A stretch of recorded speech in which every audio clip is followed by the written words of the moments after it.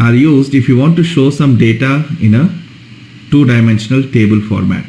So if you see this VF03 transaction,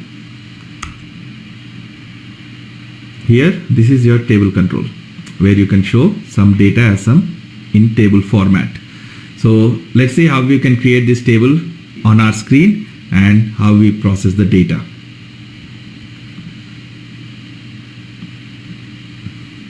To create a table control, if you go to the layout, I'll create some table control here in this area. You have two options. You can do it using the wizard where it will generate the code automatically, all the required code, or you can also manually create it. So with wizard you just have to go through the steps, give the table that you want to create and all these things, and it will generate the code for you. Whereas if you do it manually, then you have to maintain certain things manually in your program. So we'll do it manually to understand how the whole process works. So I'll select this table control and drag it wherever you want to have the table control. Give some name for your table control. Let's say TB control. You can give any name. And if you click on this, go to secondary window, dictionary program fields. It is always recommended that whenever you are having the screen fields, as much as possible try to pick the fields from above dictionary so that you get all the stuff that is maintained at the above dictionary level, like labels, conversion routines, search helps, and all these things will be automatically available for your program screen fields. And especially for table controls, you should always pick the fields from above dictionary. Don't try to maintain the fields manually in a table control. So this is just the control I've created. Now to define the fields of this table control, I'll use this menu, go to secondary window, dictionary program fields, or press F6. And here you give the table name from which you want to pick the fields from. So we'll use this table we have used in the previous examples. I'll try to pick my fields from this MAKT table that I've created, which has these 3 fields. So I'll give this table name. Give the table name and wait for this get from dictionary to activate. So you click on this get from dictionary. It will list the fields of this table, and from this you select what fields you want to add to your table control. So I'm selecting these 3 fields, and if you have a type C field, character 1 field in this table, then you'll also have this option to make that field as a checkbox or a radio button. So if you select under copy as checkbox, then this field will be displayed as a checkbox on the table control. Similarly, if you select radio button, it will be displayed as a radio button. Click OK and drop it here. I'll adjust my table. So right now it doesn't show those horizontal and vertical lines. If you actually select the table control carefully and double click, notice the name is table control. If you actually double click anywhere else, it displays the field name, the column name, but you have to select it in such a way that you're selecting the table control. If I double click, this is the table control. Here I can select this vertical resizing separators, then it displays like a table. And we also have this line selection. For example, here you see this is also a table control. This is the line selection. So you'll get one extra column to select the line. And if I double click again, so you can select either single line or multiple lines, and you can also select the columns. So for line selections, I'll disable it. If you're selecting this line selection, then we have to select with selection column and give some field name. Let's say W cell, and this field should be defined in your program. So when you select this row, then this W cell will be filled with X. So that's how you identify which row is selected. So let's say single. If I say multiple, then it will allow multiple rows to be selected at once. And same thing for column. If you say single, it will allow only one single column to be selected. If we say multiple, it will allow multiple columns to be selected. So let's keep it this way. Now you can drag and drop to adjust your columns. So I want the material number to be short.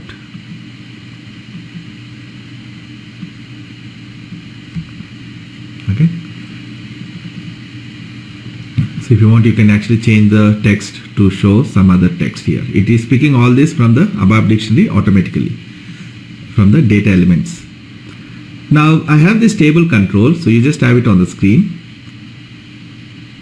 With individual fields, we were defining one variable in the program, a text field, and whatever data I was filling in my data object was transferred to this screen field, and similarly whatever you fill in on the screen field will be transferred to that data object. However, with table controls, it is not an individual field, right? This is more like a table. So we typically define one internal table. So you store the data in an internal table and transfer that data to your table control. Similarly, whatever data the user inputs in this table control will store it in one internal table, because here we are dealing with multiple lines of data. However, you cannot just pass the data from an internal table at once to your screen. Neither can you pass the data from screen table control into your internal table at once. You still have to transfer this data one record at a time. So we have to basically loop this table control, and within this loop, in each loop we'll be transferring one record at a time to the program, and from the program also we'll be looping our internal table and passing one record at a time to the table control from our internal table. So the data transfer, the logic to transfer the data from this table control on the screen to our internal table, will write it under PAI module, and the logic to transfer data from our internal table to this table control, we write it under PBO module. So if you try to activate it now, it will give a syntax error, because for this table controls, when you have a table control on the screen, it is mandatory to write a loop statement. So in PBO and PAI, you have to use this loop statement. I would say loop with control, my table control name, which is table TB's control, end loop, and I have to use the same loop statement in PAI also. So if I don't use this loop statement, it will give a syntax error. And this TB control you should define in your program. You should declare this TB control in your program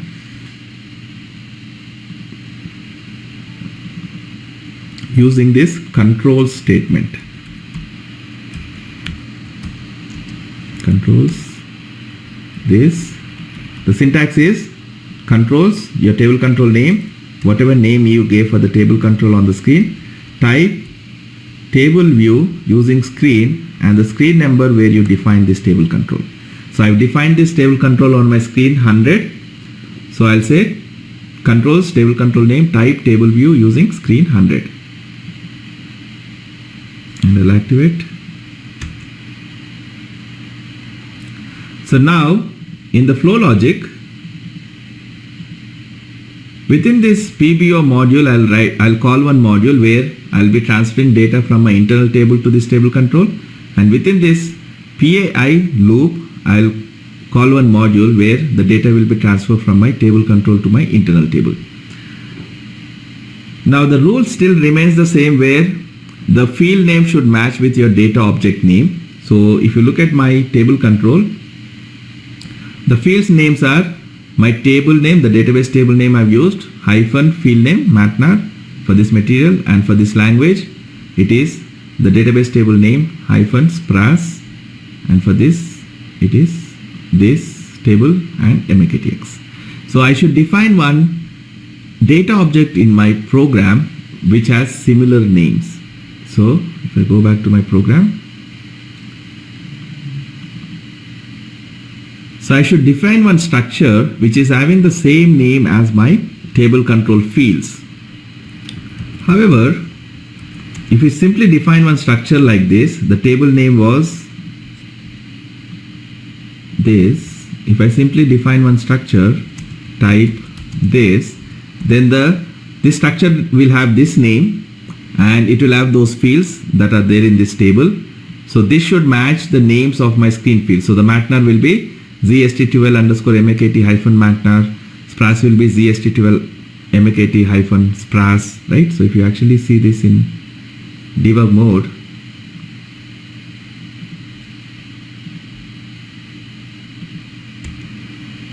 so if I go to debug mode,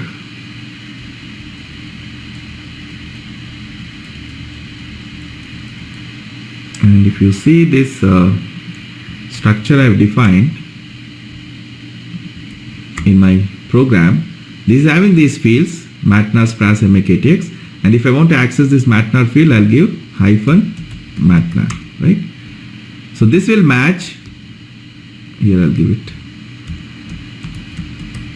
So this will match the table control field name, right? So if I put some data in this field, that should be transferred to the table control because my data object name is matching the table control field. But however, it doesn't work that way because the data objects that you are defining here are local to this program. So these are regular structure. So whenever you're calling another program, for example, these data objects will be going into the stack. So to work with these screens, we have to define one structure which is an interface work area.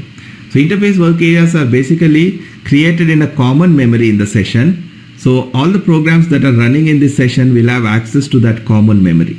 However, if you simply define a data object, this is created within this program's memory. And interface work areas are defined in the session's memory. Okay, so I have to define this table control structure as an interface work area, not as a regular work area or regular structure. So what we do is, to define an interface work area, we use this table statement. So if I use table statement, it creates this ZST12 underscore MAKT. So if you use this tables keyword, it also creates a structure just like the data keyword. So this is a structure with those fields that are there in this table. The only difference is that when you use the data keyword, the data object is actually created within the program memory. However, when you use tables keyword, it creates an interface work area which is created in the session memory, which is accessible to any program that is running in that session. Okay, so we have to define this structure in the program using tables keyword, and now whatever data I keep in this structure will be transferred to the table control in PBO module. So for example, if I go to this PBO, within this loop, I'll call one module, let's say module PBO.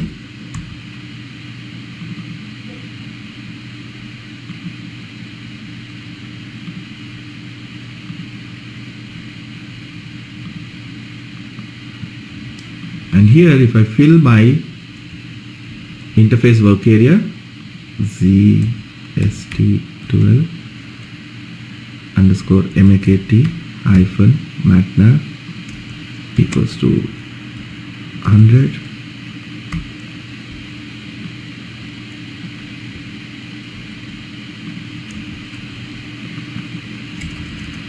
SPRAS equals to E, and MAKTX equals to something. If I write this code,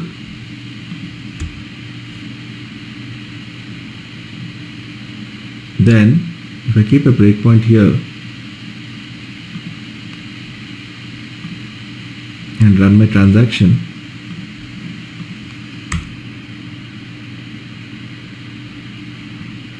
it is calling this PBO module. So it executes this loop statement. So in loop, it will loop through the number of lines that are displayed on the screen for the table control. So in each loop, it will call this PBO where I'm filling this fields with some value. Now it is pointing to the first row of the table control. So So whatever data I fill here in this structure will be transferred to the first row of the table control. And then it goes to the loop again. In the second loop, it is pointing to the second row of the table control. So again, whatever data I fill in this fields will be passed to that table control. So like that it will loop till I'm pressing F8. All the visible lines are processed. So it is filling the same value in all these lines. That's because in table, all of the rows are having the same name. So if you actually look at this table control, all these rows are having the same name, ZST12MAKT-MATNAR, and all the rows in this column are having the same name. So you just have to ensure in each loop the data object in your program is having certain value so that that value can be transferred to your table control. So what we do is we typically maintain the data in a internal table. So for example, in PAI, let me call one module.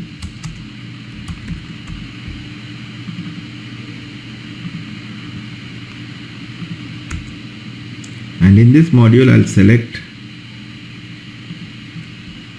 I'll define one internal table first. So I'll say data IT underscore MAKT type standard table of ZST12 underscore MAKT,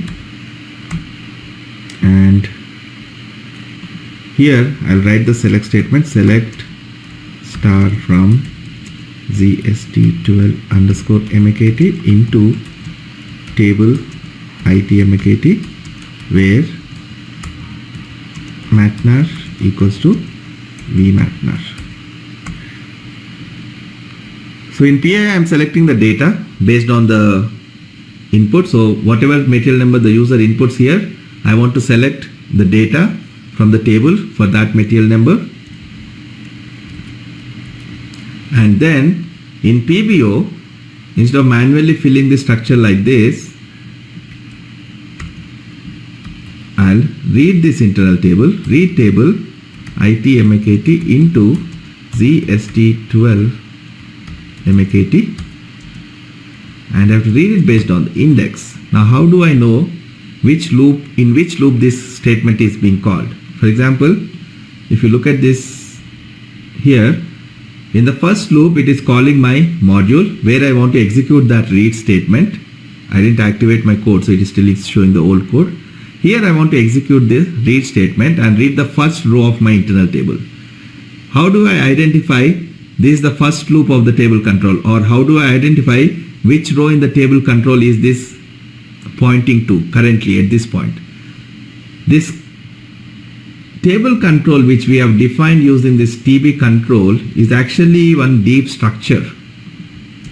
Okay, and if you look at the fields of this structure, there are different fields. That lines will tell you the number of lines. Top line will tell you what is the top line. For example, if you have 20 lines in the table control, but you are only displaying 10 lines, then the user can use a page down action to see more lines. So when he does that page down action, then the fifth line could be the top line in that particular view, right? So for example, if you see this,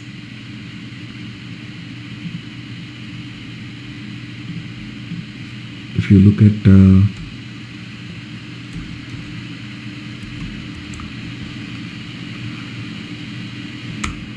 here, then right now this is the top line, the first line, but if I do a page down action, the row number 3, item 30 is the top line in this view.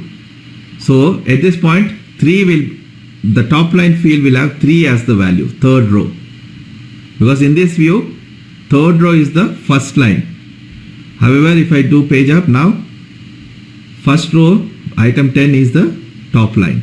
So based on whether you have done this page down action or not, this top line value will change and it will show which is the top line in the current view for the user. So using this we can identify which is the top line. Similarly, current line will have the current row number. So in the first loop it will have 1, in the second loop it will have 2.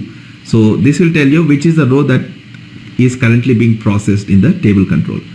So what I'll do is I'll use this structure current line to read the internal table. So here I'll say index my table control current line, current underscore line. So in the first loop this will have 1, so it will read the first record from an internal table to the table control. In the second loop it will have 2, so it will read this second line in the table control, because we are calling this module actually in the loop of our PBO. So if I see this screen, we are calling this module within this loop. So based on the number of lines visible on the screen, it will loop that many times, and in each loop that table control current line field will have the current row number of the table control, and using that I am reading my internal table row. Okay, so with this, if I run my transaction again,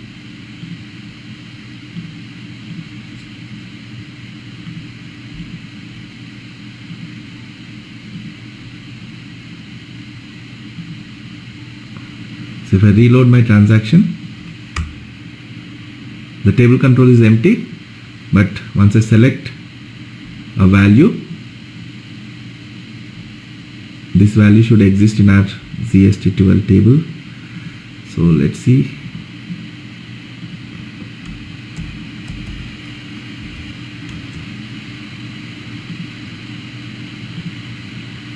What data it has?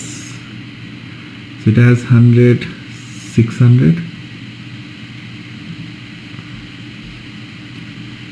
I'll fill this with 100, 600.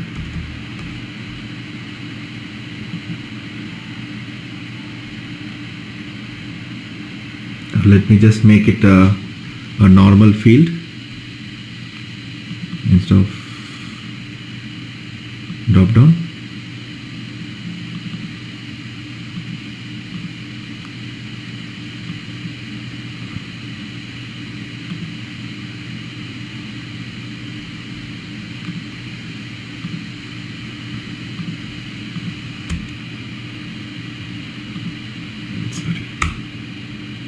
So if I give 100, 600 and click submit, our table control is not filled. So let's see if the select is actually getting successful.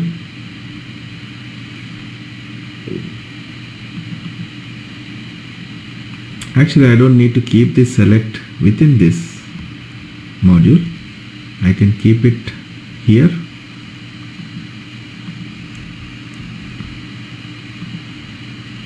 This we actually use to take the data from the table control and fill our internal table manually. So I don't need to keep it in the PAI loop, because I just want to execute the select once per document and then show it on the table control. So it should work now. So if I click on this, submit. So it is filling the table control with all the internal table data. Okay. So we have this line selections, and if you actually define that W cell, if you remember, we gave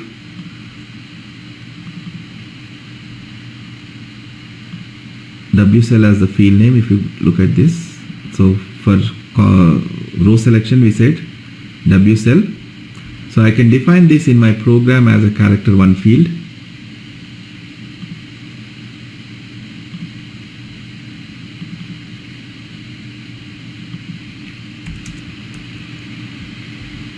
W cell, and whenever you are processing that particular row which is selected, then this W cell will be X. Okay. So for example, let's say I want to change this language to something else, EN, and when I hit enter, it is switching back to ZH. So it is not taking my inputs. Okay. So in PBO, you are simply reading the data from your internal table and displaying it in the table control. But if the user is changing the data, then you should identify those changes and update your internal table accordingly, so that the next time it reads the data from the internal table, it reads the updated values, not the data that you previously fetched. Currently it is only reading whatever data is there in my internal table, and it is only containing the data that I fetched with this select statement, right? So to handle this, we use this PAI module. Okay, for example, to show you in debug mode,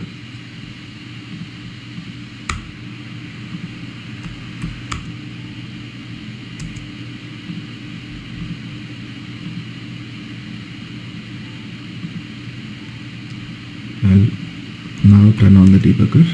I'll change this to the second one to EN. It was having RO, so I'll change it to EN, and if I press enter,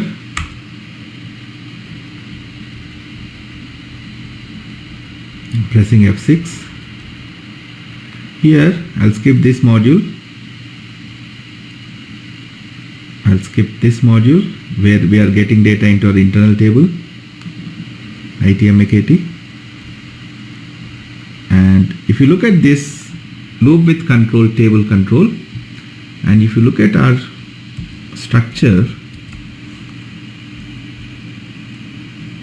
I'll open it here. These are the fields. So in the first loop, it will transfer the first row of my table control to this structure in the program.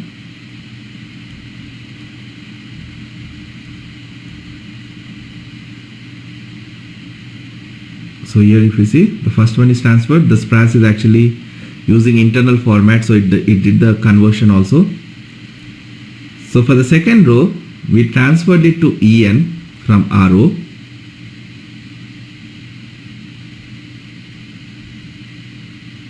So it is saying SPRAS as E, right?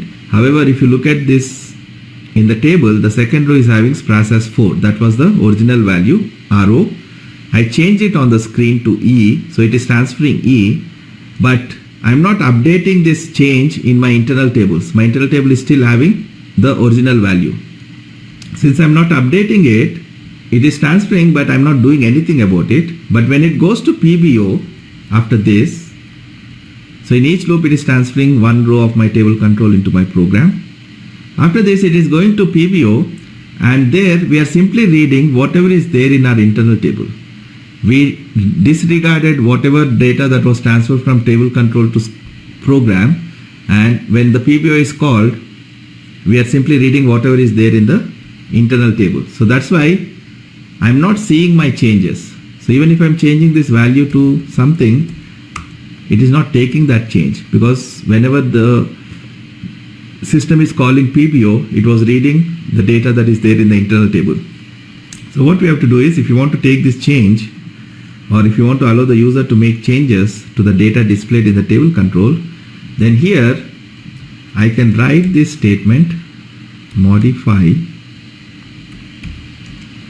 IT_MAKT from ZST12MAKT index, again this table control current line. Okay, so whatever data I get from the user, if he has updated some SPRAS field in the second row, then that will come to this structure, and I'm updating my internal table with that value using that current line as the index. Now if you see,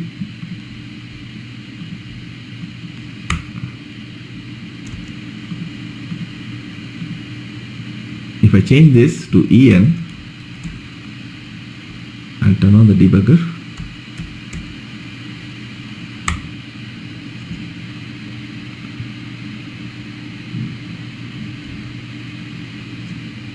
So in the first loop, it is passing E, and my ITMAKT is having the same value 1. I did not change it. However, in the second loop, if you see, it is passing E because I changed it to English, and I'm updating my internal table. I'm modifying the data row in my internal table using the modify statement.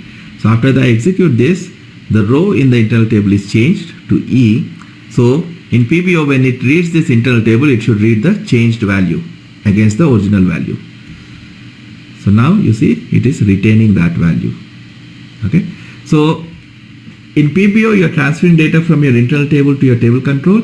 In PAI, the data is transferred from your table control to your program. So use that to update your internal table so that whatever user make changes on the table control field will be retained. Otherwise, it will overwrite with the original values that were there in your internal table. Now, even if I don't change this, for example, if I keep a breakpoint on this modify statement and run it,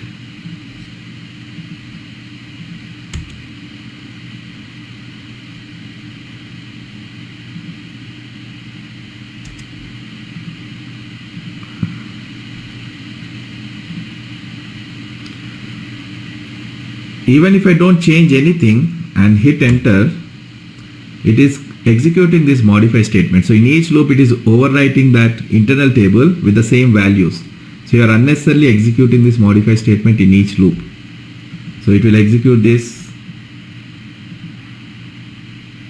for all these rows. Okay. So we should ideally restrict this code to only when a value changes, only call that module, right? So in the previous session, we've discussed how to restrict a module to be called only when a particular row is changed, and we want to execute this module even if when any one of these three fields change in value. So this module I'll keep under chain and chain. So I'll say chain field ZST12 MAKT Matnar field ZST12 MAKT Spras field ZST12 MAKT X and end chain,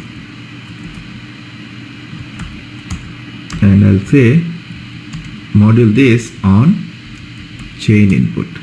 Now this module will be called only if any one of them change in value, otherwise it won't be called. Sorry, I have to use chain request. Chain input will be called as long as the field is not empty. So if I say on chain request and run my transaction, I will execute. Now if I just hit enter, it won't call that module, but if I change any value, so if I change it to 100, 100 and hit enter, then it calls that module only for that row. So if you see current line, it is 2 because I changed it to row number 2.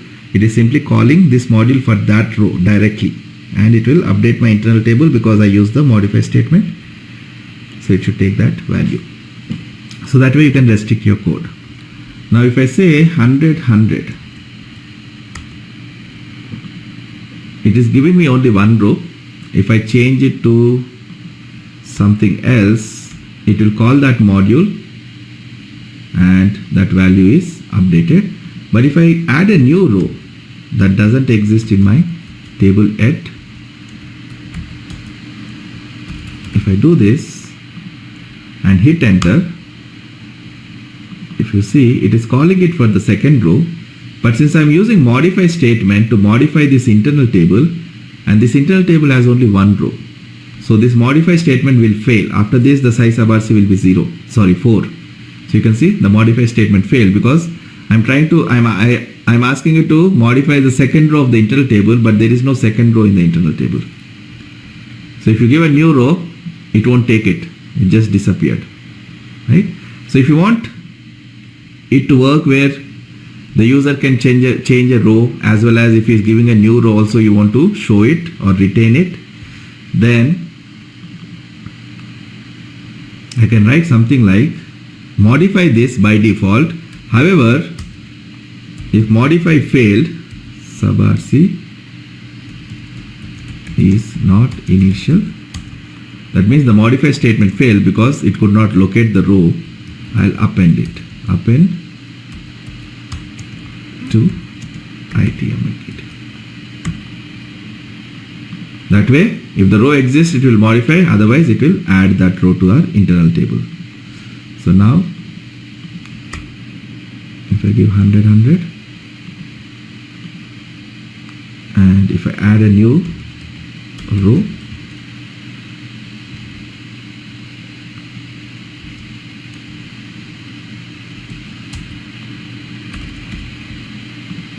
and if I hit enter, it will call this code, and if you see ITMKT is having only one record, whereas my current line is 2. So it's trying to modify the second row which doesn't exist. It failed, the size of RC failed, so it will append that row. So it's adding the new row. So it retains it. So that's how you can add your row. Now if you want to identify if this row is selected by the user so that you can perform some steps, then in the program, here I can check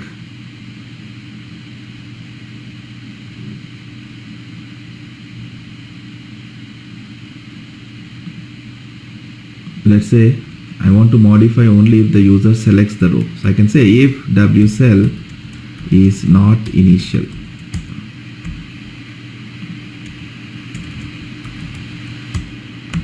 Whenever that row is selected, then wcell will be initial. Will have x as the value, and this wcell is the name we gave for this column. So let me use and refresh. Let me use this, submit. If I change this second row to 400 and hit enter, it is calling this module. The row number is 2, but wcell is empty, so it won't work. However, if I select this row and then change it, so this row is selected, and now if I hit enter, wcell is having x as the value. Okay, so that's how you can identify if the particular row is selected or not.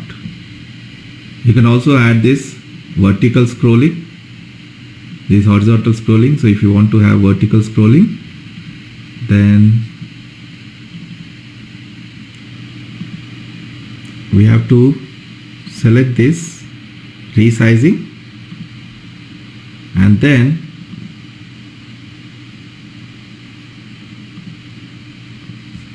we have to maintain the lines for the control. So this table control, if you actually see,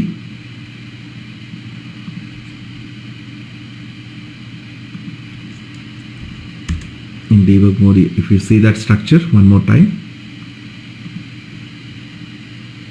TB control, it has this lines.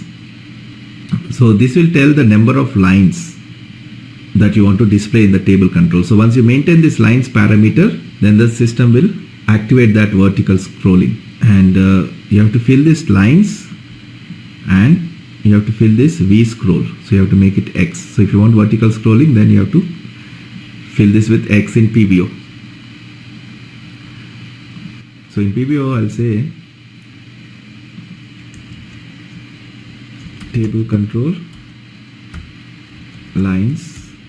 So you can actually find out the number of lines of your internal table and make it that many lines dynamically, or give some static value 100, and TB control V underscore scroll equals to X.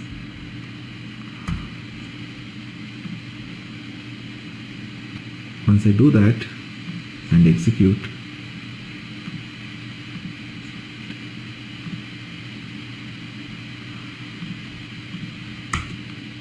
so if you see now, so I have this vertical scrolling, so I can scroll, vertically.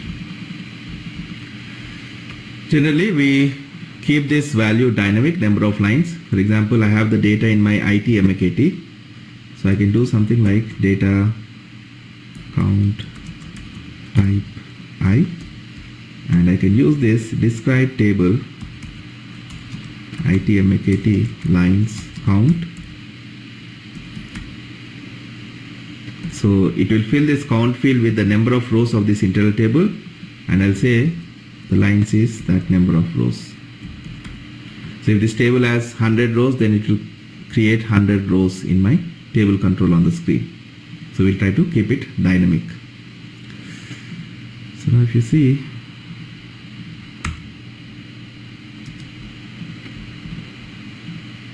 you have these lines and you have scrolling.